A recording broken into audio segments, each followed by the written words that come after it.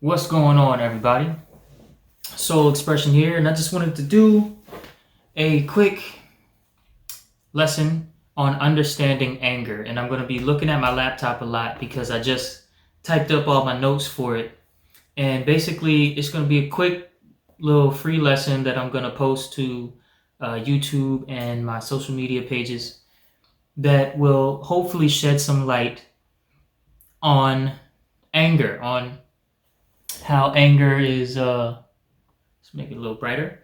How anger is processed, what you can do about it, what and where it actually stems from.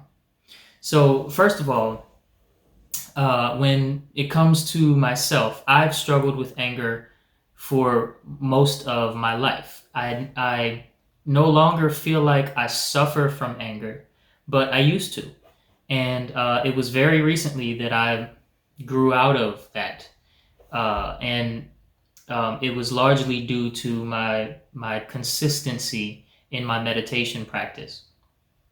And anger for me was my form of depression. I I had a lot of fear of a lot of things, and this fear turned into anger at a very young age. And I didn't really understand it. I just knew how to express it, and I knew how to express it well. And over time, when I started to become older and I became a young man, the anger being so ingrained in my everyday activity became a form of depression. I became stuck in a low vibration, you could say, that was born from my habit of always expressing myself in the form of anger. And so, not to make it too personal, I am going to tell a little story in it, but not to make it too personal. But basically, I have a relationship with anger. I know anger very well, and she comes from fear. Anger does not come from anything but fear. And so, to get started on my notes, fear is the only real negative emotion. You either have fear or you have faith. That's kind of how it works. Both are dealing with like the unknown or what's truly unknown, but then when you break down other emotions that are attached to fear, then you're dealing with more middle ground between known and unknown. And also when you deal with other um, like positive emotions that are attached to faith, then you're dealing with a more of a mixture of known and unknown. But fear and faith are both more so largely tied to the unknown and the imagined, right? What's imagined, it may be known to you, but only in here. It's not real. It's not, or it's not real to everyone. It's not real to who you project your anger out to. It's only real to you, and it's only real for the duration that you hold a thought in your head. And so understand that before you can become angry about anything whatsoever, you must first fear something. Before you can become angry, you must first fear something. Anger is a manifestation of an unwillingness to accept that one of your fears has come to pass or may come to pass very soon. You see, when we experience anger and we're expressing ourselves in the form of anger, it is in some way, shape, or form the unwillingness, like I said, to accept that something that we fear is going to happen or has happened, and we don't take the time to notice that it's okay that it happened, or something can be learned now that it has happened, right? And that in the grand scheme of things, it doesn't really matter that it happened. Okay? Now, there are 6 basic fears that hinder success in all areas of goal setting. And these six basic fears, really, these six basic fears are the foundation for all negativity whatsoever, including anger. Anger, like I said, is an expression of fear, of a form of fear. It's a form that fear can take within your expressions.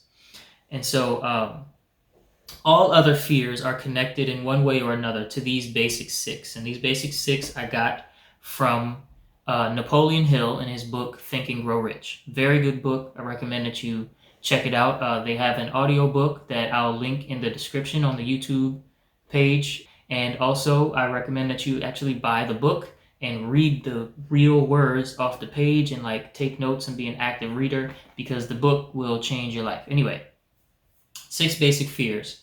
Fear of poverty. Anytime that you become angry at your life situation, a lot of times when we're angry at our partner, at our life partner, our wife, our husband, or whatever, girlfriend, boyfriend, when we're angry at them and we don't know why, but when we look around, we see that we are impoverished, or a lot of times when we're angry at our household in general and we end up expressing our anger towards our partner, our life partner, a lot, it's due to the fear of poverty. It's due to an unwillingness to accept that poverty is close or is here now. And until you accept it, you can't do anything to change it. And so what happens is a cycle of anger starts to erupt and become normal behavior for you. So fear of poverty, that's the first one. Fear of criticism. Fear of criticism is like the number one contributor to procrastination, to I'll do it later, because we don't want to be criticized for doing what we want to do and moving towards a goal in the way that we see fit for ourselves. Fear of criticism is like, it's like the mother of inaction, right? When you know that you should be doing something, or you know that you want to be doing something, but there's an inner reluctance to do it. There's nothing physical stopping you from doing it, but there's an inner reluctance to do it. Fear of criticism is also the mother of things like stage fright, writer's block. Creative blockages can usually be stemmed down if therapy or meditation or self inquiry and reflection are used. You usually can boil down writer's block and like creative blockages to the fear of criticism. You can do that. Because when you don't have a fear of criticism and you're writing and or creating and then you don't like it, you can just throw it away and start a new one, and there's no problem. It'll take more time, but you're a creator. It's what you do, right? But the fear of criticism is like, I don't even want to criticize myself. I don't want to hear my own voice saying I don't like it, right? And then if I do say I don't like it, I might express anger towards the thing. I might ball it up and throw it really hard, or I might be reluctant to do more creativity and use my mind to expand its creative capacity, because I'm going to express this anger that stems down to the fear of criticism. Very important that we know these things, so that you can more readily examine yourself when you're feeling these things. The other one, another of the six, fear of ill health. Let me just, hold up. First of all, let me just read all six, and then I'll do this where I go over each one by one. So fear of poverty, fear of criticism, fear of ill health, fear of loss of love or loss of a loved one via death, fear of old age, and then fear of death of yourself. So that's all six. Now this third one, fear of ill health, is tied to, the habit of scaring yourself sick or putting a whole lot of fear in your children and or family members that are influenced by you for not doing activities and expressing their freedom fully because they're fearful of getting sick. It also, fear of ill health also turns from psychological to physical and will impact your real physical immune system. Fear of ill health will start a cycle of thoughts that somehow, even though it's the fear of ill health, leads to ill health. It will start a cycle of thoughts that will have you eating and living unhealthy lives, an unhealthy life for yourself, and an unhealthy lifestyle. It's very peculiar how this happens, but I'm not going to go too in depth because this video is not necessarily for the fear, but how anger and how we understand anger when it comes to the fear of health is fear of ill health, excuse me, is very much tied to how we respond to, let's say, people that have better lifestyle choices than us, how we respond to criticism or just basic suggestions. If you find yourself in a state of health that you want to improve, and then every time you get suggestions from somebody or even that you find on the internet, you find yourself snickering and expressing a form of anger towards it, then you might be very scared of ill health, and you might want to check and release that from your inner being. Fear of loss of love or loss of a loved one. This basic fear is obviously, first of all, it's like right next to the fear of criticism, because usually when it comes to people we love, that's who we don't want criticism from, right? That's who let me just put this up here because it's getting on my nerves. That's who we don't want the criticism from, is our loved ones. But fear of loss of love or loss of a loved one can come in many different forms, and how it ties to anger is most of the time or sometimes in the form of not communicating what's real to you, and it's like an inner resistance to communicating what's real to your loved one or who you love, or it's the act of being angry when they're out doing things that you feel might be dangerous, excuse me, or might be in some way going to lead to them leaving you one day, leaving you for someone else, uh, or something like that. When in truth, when you really love something, you want to let it go. It's like that saying, if you love a flower, don't pick it up, right? If you like a flower, you can pick it up, take it home. Eventually it will perish. But if you love a flower, let it live out its life. You can admire it for a second, and then you let it go. You move on with your day. You leave the flower alone, and you go on about your life and leave it where it's at. I just can't decide what I want to do with this batch of hair. Excuse me for that little distraction.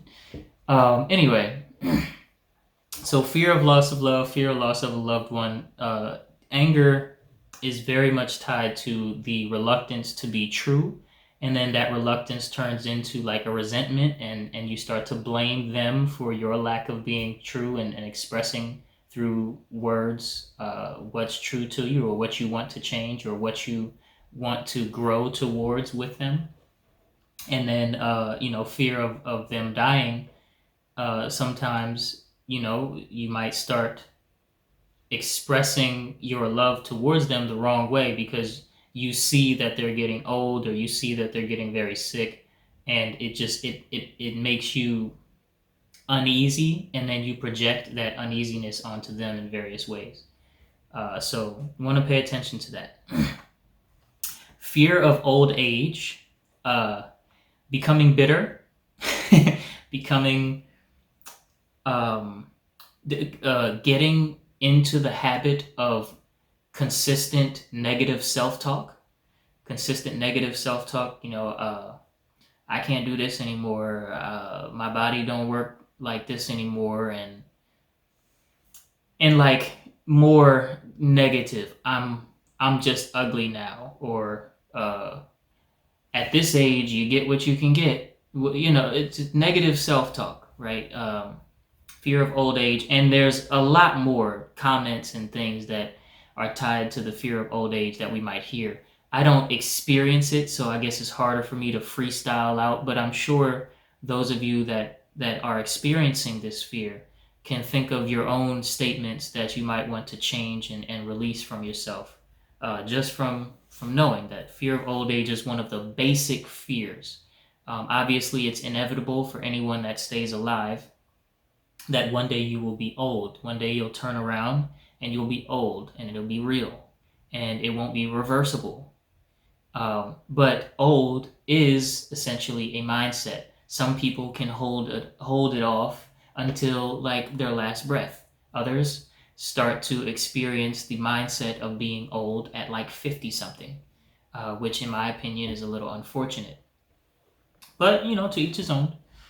So, fear of old age. You gotta let yourself go, just like the flower, just like the bunny rabbit. You don't, if you get the bunny rabbit as a gift, you don't want to squeeze it to death with love on your way home in the car. Let it go. And the last fear of death. Fear of death is, it's like that sly devil, that secret,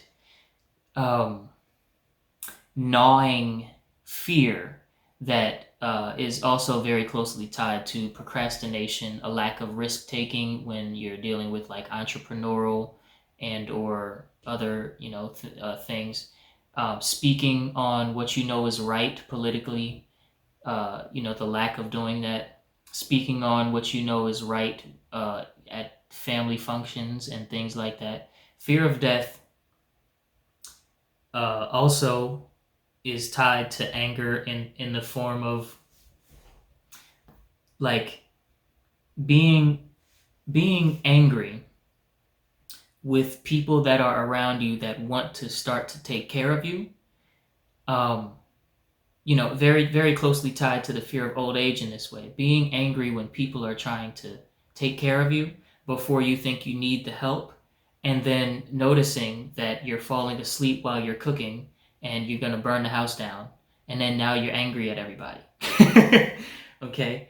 That could be a manifestation of fear of old age, or actual, maybe you're already of old age when that starts to happen, and so you're just afraid that because you're going to die, but you won't accept it, so there's a fear and you become angry at everybody. So yeah. Next point, when it seems like one of these basic fears is going to come to pass shortly or has come to pass, some of us respond naturally with anger. Now, I shouldn't say naturally, because this response is no longer natural to our actual human nature. Okay, but it is in our conditioning by way of our current environment, right? We learn it from our parents, who learned it from their parents. And it's originally derived from our animal nature that we picked up and put in our human conditioning, not in our human nature, but our human conditioning, when in an ancient time when we were taking a lot of notes on how to behave from actual beasts and animals. So, very important to understand that. And in the next video in this series, I'm going to go ahead and talk about my own sort of revelations from the last time that I found myself getting angry. I don't get angry a lot anymore. Most of my days are not filled with anger like they used to be. But every now and then I do still experience a dash here and a dash there. And I'm working more and more every day to not succumb to that. And, some of the things that I'm learning, I'm going to share with you all. So I'm going to stop this video and then we'll head to the next one in just a moment. So if you're new to Ufulu Child, make sure you subscribe to get more mind mastery content dropped straight into your YouTube feed. If you enjoyed today's episode of Get Your Mind Right, let me know by clicking that like button, and I can't wait to see you all in the next video. Peace and love.